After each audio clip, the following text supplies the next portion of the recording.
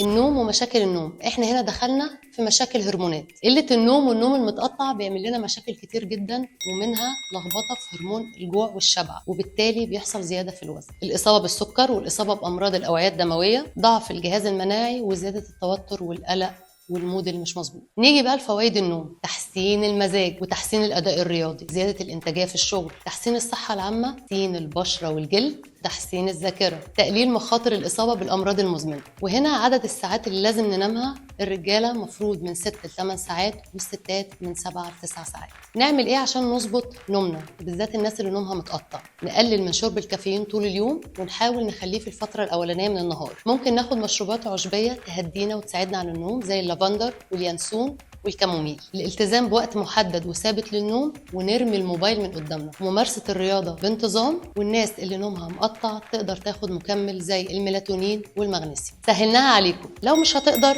اعمل نفسك ما شفتنيش.